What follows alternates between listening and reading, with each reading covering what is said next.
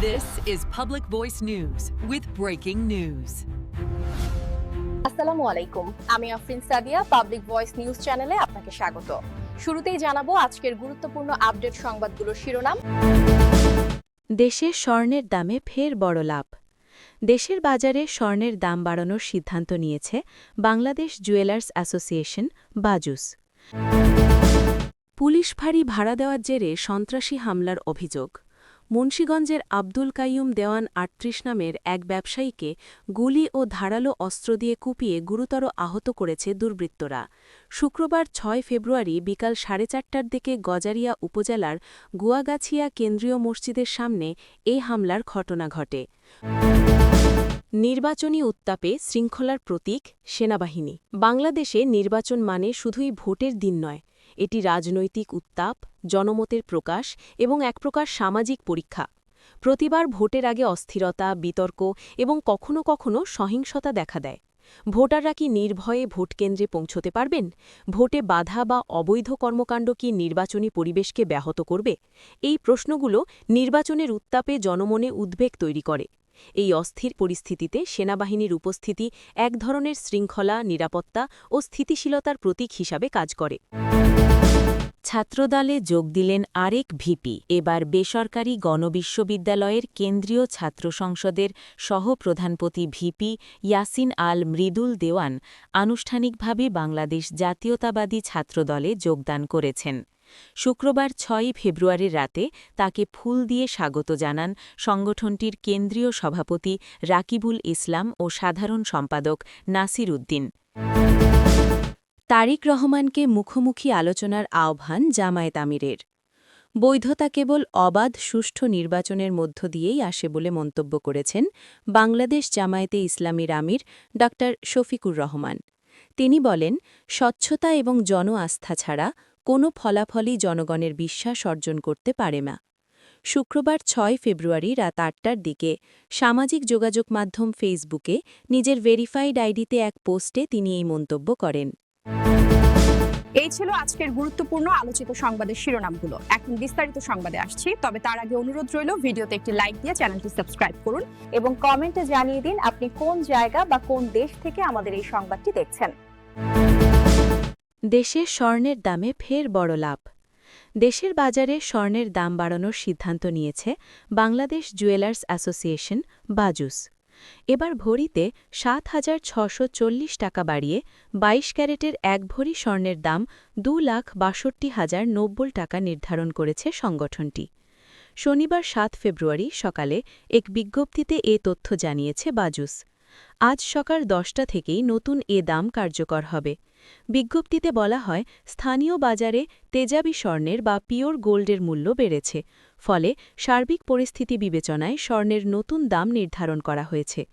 নতুন দাম অনুযায়ী দেশের বাজারে প্রতি ভরি ১১.৬৬৪ গ্রাম ২২ ক্যারেটের স্বর্ণের দাম পড়বে ২,৬২,০৯০ টাকা। এছাড়া ২১ ক্যারেটের প্রতি ভরি ২,৫০,১৯৩ টাকা, ১৮ ক্যারেটের প্রতি ভরি ২,১৪,৪৪৩ টাকা এবং সনাতন পদ্ধতির প্রতি ভরি স্বর্ণের দাম ১,৭৫,৪৮৫ টাকা নির্ধারণ করা হয়েছে। এর আগে সবশেষ গত ৪ ফেব্রুয়ারি সকালে দেশের বাজারে স্বর্ণের দাম সমন্বয় করেছিল বাজুস।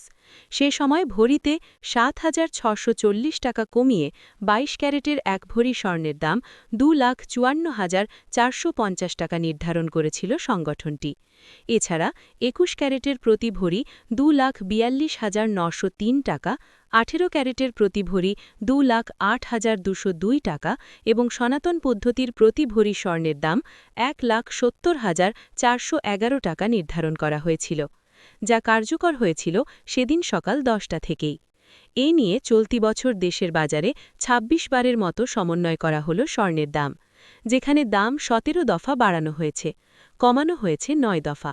আর গত ২০২৫ সালে দেশের বাজারে মোট ৯৩ বার স্বর্ণের দাম সমন্বয় করা হয়েছিল, যেখানে ৬৪ বার দাম বাড়ানো হয়েছিল আর কমানো হয়েছিল ২৯ বার। স্বর্ণের দাম কমানো হলেও দেশের বাজারে অপরিবর্তিত রয়েছে রূপার দাম। বর্তমানে ২২ ক্যারেটের ১ ভরি রূপা বিক্রি হচ্ছে ৬,৩৫৭ টাকায়। এছাড়া ২১ ক্যারেটের প্রতি ভরি ৬,০৬৫ টাকা, ১৮ ক্যারেটের প্রতি ভরি ৫,১৯০ টাকা ও সনাতন পদ্ধতির প্রতি ভরি রূপা ৩,৯০৭ টাকায় বেচাকেনা হচ্ছে।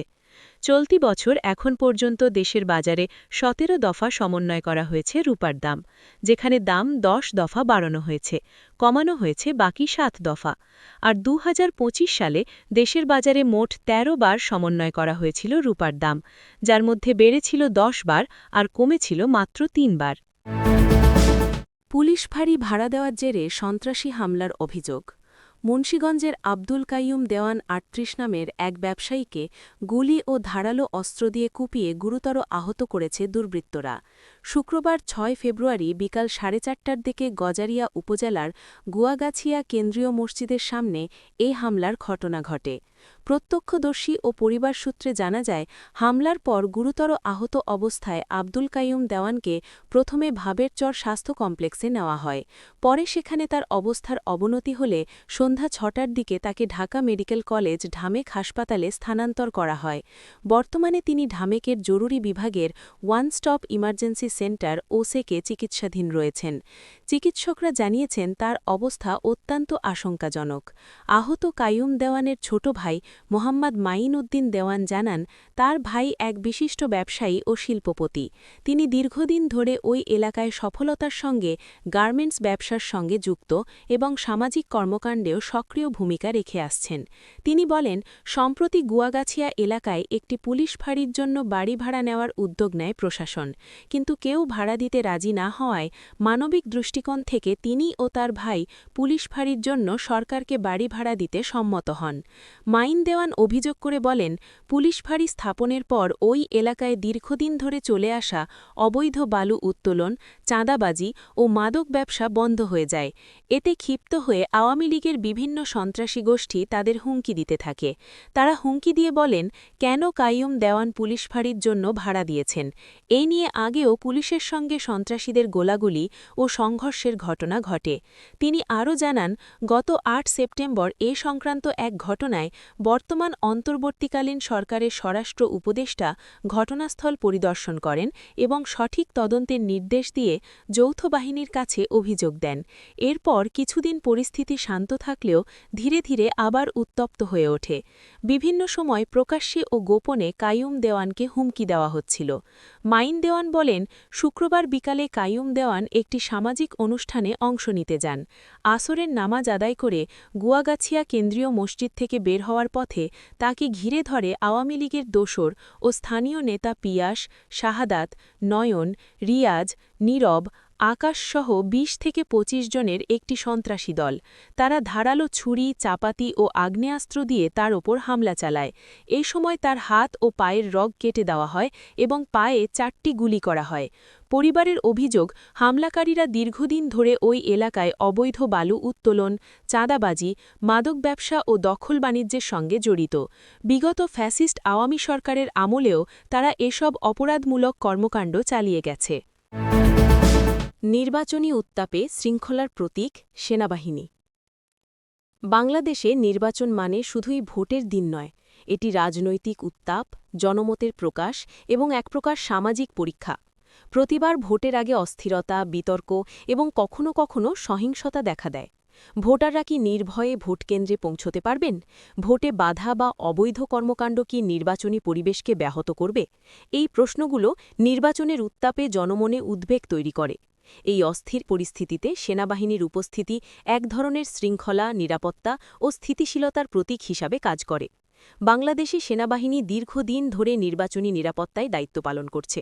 সাম্প্রতিক ত্রয়োদশ জাতীয় সংসদ নির্বাচন ও গণভোট ২০২৬-এর প্রস্তুতির অংশ হিসাবে সেনাবাহিনী মাঠ পর্যায়ে মোতায়েন হয়েছে। এটি ভোটারদের মধ্যে নিরাপত্তাবোধ জাগায় এবং নির্বাচনের স্বচ্ছতা ও সুষ্ঠুতাকে নিশ্চিত করতে সহায়তা করে। নির্বাচনী উত্তাপে সেনাবাহিনীর উপস্থিতির সবচেয়ে বড় প্রভাব হল ভোটারদের নিরাপত্তাবোধ। অনেক ভোটার মনে করেন, যেখানে সাধারণ আইনশৃঙ্খলা বাহিনী নিরাপত্তা দিতে অক্ষম, সেখানে সেনাবাহিনী তাদের সুরক্ষা দেবে। এটি ভোটারদের নির্ভয়ে ভোটাধিকার প্রয়োগে উৎসাহিত করে। এছাড়া সেনাবাহিনী মোতায়েন সহিংসতা ও অপরাধের সম্ভাবনাকে কমিয়ে আনে। সাম্প্রতিক সময়ে তারা অবৈধ অস্ত্র, গোলাবারুদ উদ্ধার এবং সন্দেহভাজনদের আটক করার মাধ্যমে নির্বাচন কেন্দ্রিক সহিংসতা নিয়ন্ত্রণে গুরুত্বপূর্ণ ভূমিকা পালন করছে। নির্বাচনে সেনাবাহিনীর ভূমিকা শুধু নিরাপত্তা প্রদানের মধ্যেই সীমাবদ্ধ নয়, তারা নির্বাচন কমিশন ও স্থানীয় প্রশাসনের সঙ্গে সমন্বয় করে, যাতে ভোট কেন্দ্রে শৃঙ্খলা বজায় থাকে। তাদের পেশাদারিত্ব ভোটের দিন উত্তেজনা নিয়ন্ত্রণে সহায়ক। এই প্রক্রিয়ায় ভোটাররা বুঝতে পারেন নির্বাচন শুধু রাজনৈতিক প্রতিদ্বন্দ্বিতা নয়, বরং একটি সুষ্ঠু ও শান্তিপূর্ণ গণতান্ত্রিক উৎসব। তবে সেনাবাহিনীর উপস্থিতি সব সময়ই বিতর্কের বিষয়। অনেক সমালোচক মনে করেন কেন্দ্রের খুব কাছে সেনা মোতায়েন ভোটারদের উপর মানসিক চাপ তৈরি করতে পারে। নির্বাচনের প্রক্রিয়ার স্বাতন্ত্রতা প্রশ্নবিদ্ধ হতে পারে। এছাড়া কিছু জায়গায় সেনাবাহিনীর বিচারিক ক্ষমতা নিয়ে আইনি সীমারেখার প্রশ্নও ওঠে। যদিও বাংলাদেশ নির্বাচন কমিশনের নিয়ম অনুযায়ী সেনাবাহিনীকে নিরপেক্ষভাবে দায়িত্ব পালন করতে বলা হয়েছে, বাস্তবে এটি সবসময় সহজ নয়। তবুও বর্তমান রাজনৈতিক ও সামাজিক প্রেক্ষাপটে সেনাবাহিনীর ভূমিকা একটি স্থিতিশীল, নিরপেক্ষ এবং নিরাপদ ভোট পরিবেশ নিশ্চিত করা। এটি ভোটারদের আস্থা বৃদ্ধি করে, সহিংসতা প্রতিরোধে কার্যকর এবং সুষ্ঠু ভোটের মান বজায় রাখে। সেনাবাহিনীর উপস্থিতি মানে ভোটারদের জন্য একটি নিরাপত্তার বার্তা, যা ভোটের সুষ্ঠু প্রয়োগে গুরুত্বপূর্ণ ভূমিকা রাখে। সংক্ষেপে বলা যায়, বাংলাদেশের নির্বাচনকে উৎসবমুখর, সুষ্ঠু ও স্বচ্ছ রাখতে সেনাবাহিনী একটি শৃঙ্খলার প্রতীক। তারা শুধু অস্ত্রধারী বাহিনী নয়, তারা দেশের গণতান্ত্রিক প্রক্রিয়ার এক অংশ, যারা নিরাপত্তা, স্থিতিশীলতা এবং জনমতের যথাযথ প্রকাশ নিশ্চিত করতে গুরুত্বপূর্ণ ভূমিকা পালন করে। গণতন্ত্রের সুষ্ঠু কার্যক্রম নিশ্চিত করতে সেনাবাহিনীর এ অবদানকে অস্বীকার করা যায় না। নির্বাচনী উত্তাপে সেনাবাহিনীর উপস্থিতি তাই শুধু নিরাপত্তার মাধ্যম নয়, এটি গণতন্ত্রের আস্থা, স্থিতিশীলতা এবং শৃঙ্খলার প্রতীক, যা ভোটারদের শক্তিশালী, নির্ভরযোগ্য এবং শান্তিপূর্ণ ভোট প্রদানের পরিবেশ নিশ্চিত করে। ছাত্রদলে যোগ দিলেন আরেক ভিপি।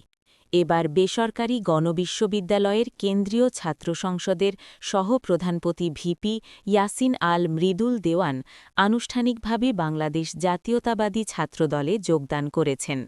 শুক্রবার ৬ ফেব্রুয়ারির রাতে তাকে ফুল দিয়ে স্বাগত জানান সংগঠনটির কেন্দ্রীয় সভাপতি রাকিবুল ইসলাম ও সাধারণ সম্পাদক নাসির উদ্দিন। এর আগে সকালে জাহাঙ্গীরনগর বিশ্ববিদ্যালয় কেন্দ্রীয় শিক্ষার্থী সংসদের ভিপি আব্দুর রশিদ জিতু সহ কয়েকজন নির্বাচিত প্রতিনিধি বিএনপি ও এর সহযোগী সংগঠন ছাত্রদলে যোগ দিয়েছেন। এর মধ্যে জিতু বিএনপিতে এবং বাকিরা ছাত্রদলে যোগ দিয়েছেন। দীর্ঘ ৭ বছর পর গত সেপ্টেম্বরে সাভারের বেসরকারি গণবিশ্ববিদ্যালয়ের কেন্দ্রীয় ছাত্র সংসদ গকসু নির্বাচন অনুষ্ঠিত হয়েছিল। এতে সহ-প্রধানপতি ভিপি ইয়াসিন আল মৃদুল দেওয়ান, সাধারণ সম্পাদক জিএস পদে রায়হান খান এবং সহ-সাধারণ সম্পাদক এজিএস পদে সামিউল হাসান শোভন বিজয়ী হয়েছিলেন। তারিক রহমানকে মুখোমুখি আলোচনার আহ্বান জামায়াত আমিরের। বৈধতা কেবল অবাধ সুষ্ঠু নির্বাচনের মধ্য দিয়েই আসে বলে মন্তব্য করেছেন বাংলাদেশ জামায়াতে ইসলামীর আমির ড শফিকুর রহমান। তিনি বলেন, স্বচ্ছতা এবং জন আস্থা ছাড়া কোনো ফলাফলই জনগণের বিশ্বাস অর্জন করতে পারে না। শুক্রবার ৬ ফেব্রুয়ারি রাত ৮টার দিকে সামাজিক যোগাযোগ মাধ্যম ফেসবুকে নিজের ভেরিফাইড আইডিতে এক পোস্টে তিনি এই মন্তব্য করেন। ড শফিকুর রহমান লেখেন, শ্রদ্ধেয় তারেক রহমান, বৈধতা আসে কেবল একটি অবাধ ও সুষ্ঠু নির্বাচনের মাধ্যমে। স্বচ্ছতা এবং জন আস্থা ছাড়া কোনো ফলাফলই জনগণের বিশ্বাস অর্জন করতে পারে না। তিনি আরও লেখেন, জুলাই বিপ্লবের পর রাজনীতি যে মার্জিত এবং সংঘাতমুক্ত হতে পারে তা আমাদের তরুণ প্রজন্মের কাছে প্রমাণ করার দায়বদ্ধতা আমাদের রয়েছে। আসুন আমরা সংবাদ মাধ্যম এবং জনগণের চুলচারা বিশ্লেষণের মুখোমুখি হই এবং ভবিষ্যৎ শাসনের এমন একটি মানদণ্ড নির্ধারণ করি যা সমালোচনা সহ্য করবে এবং হবে জবাবদিহিমূলক ও স্বচ্ছ। মুখোমুখি আলোচনার আহ্বান জানিয়ে জামায়াত আমির লেখেন, যেহেতু আপনি আপনার পরিকল্পনা ঘোষণা করেছেন, আমি আপনাকে একটি প্রকাশ্য মঞ্চে সরাসরি আলোচনার আমন্ত্রণ জানাচ্ছি। সেখানে আমরা নিজ নিজ ইশতেহার জাতির সামনে তুলে ধরব এবং জনগণকেই সিদ্ধান্ত নিতে দেব। আসুন বাংলাদেশের জন্য এক নতুন অধ্যায় শুরু করি, যেখানে আমরা সবাই জনগণের ইচ্ছাকে সম্মান জানাতে প্রতিশ্রুতিবদ্ধ থাকব।